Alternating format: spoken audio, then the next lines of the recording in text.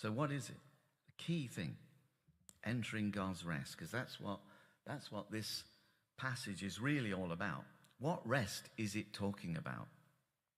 Well, for the Israelites, the physical rest would have been to settle down in the land of Canaan.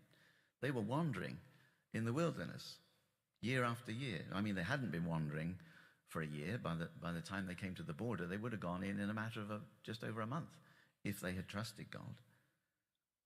But they didn't. So they ended up wandering around in the wilderness. The rest for them would have been to settle down in the promised land. But none of that generation got to do that.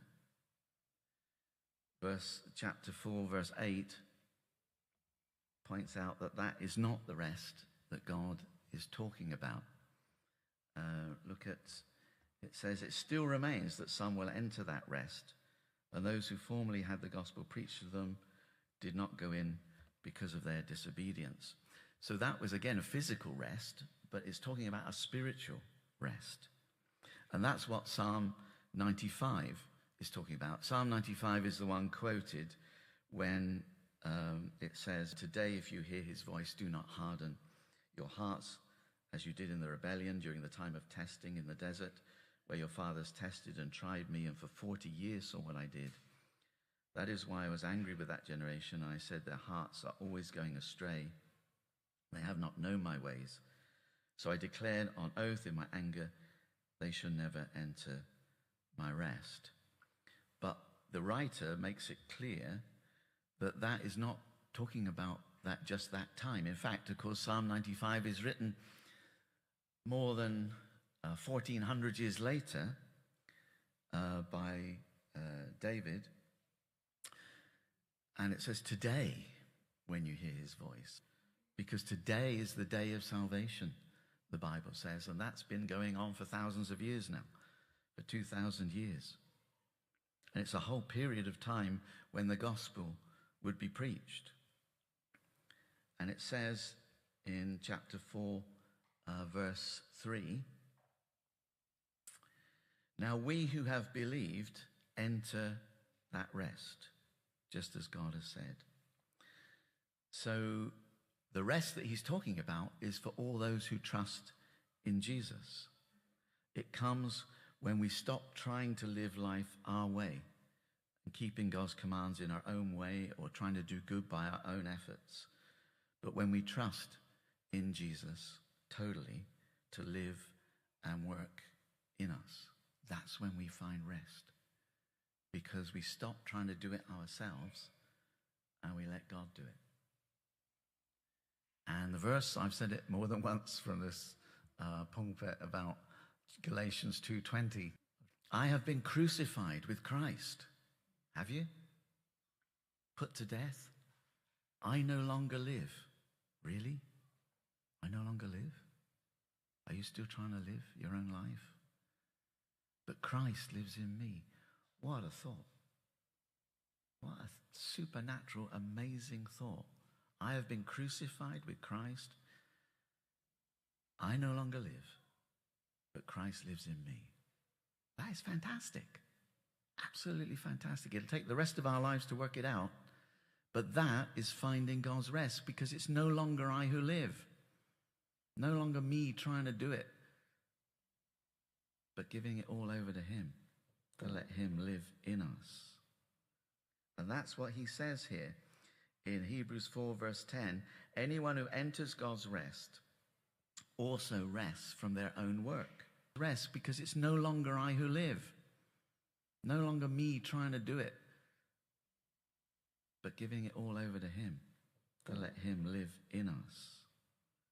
And that's what he says here in Hebrews 4 verse 10. Anyone who enters God's rest also rests from their own work, just as God did from his. So when you enter God's rest, you rest from your own work. You rest from struggling so hard and saying, Lord, I can't do this, you do it. I say that every morning. I can't do it. Can't even get up if I'm not careful. You do it.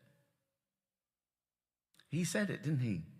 I had it written on the words of the side hall where we used to meet in there. Come to me, all you who are weary and heavy laden, and I will give you rest.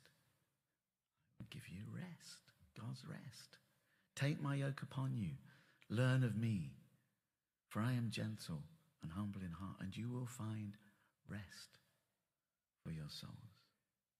Because the picture is of two slaves pulling a load with a wooden bar across their shoulders, and one of them is Jesus, who's really strong, and the other one is me or you, who can't do a thing. But if we're yoked to him, he will take all the strain. We just walk alongside. Take my yoke upon you. Learn from me. Learn from me. Learn when it comes to the impossible, because believe me, the Christian life is impossible. Love your enemies. Always be patient. Always be kind. Never, ever, ever fail to forgive. Never, ever, ever fail to rejoice in the Lord. Can you do it? No. But he can. He can. So the only way is to not try, but to be yoked to him. Come to me, you who are weary, heavy burdened, trying to do it. Give up. You can't, but trust me, is what he's saying.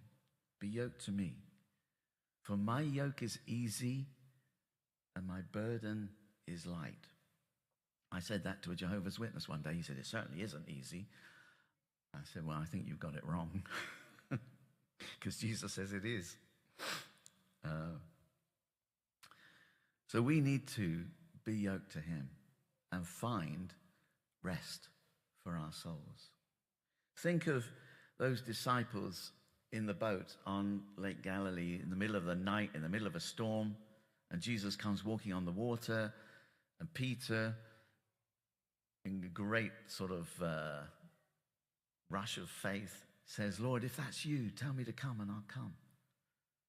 And Jesus says, okay, come. And Peter steps out of that boat and walks on that choppy water, not calm water, really choppy water, because they said that they couldn't even make progress in the boat. It was so bad. So Peter gets out and he starts to walk towards Jesus. How much of that is Peter? How much of that is Peter contributing to walking on the water? Nothing. Nothing. It's all Jesus. It's all Jesus. All Peter's doing is having faith and looking to him, which is what at the beginning of Hebrews 3, it says, fix your thoughts on Jesus. And he'll say it again, the author will say it again in chapter 12. Keep your eyes fixed on Jesus, the author and perfecter of our faith.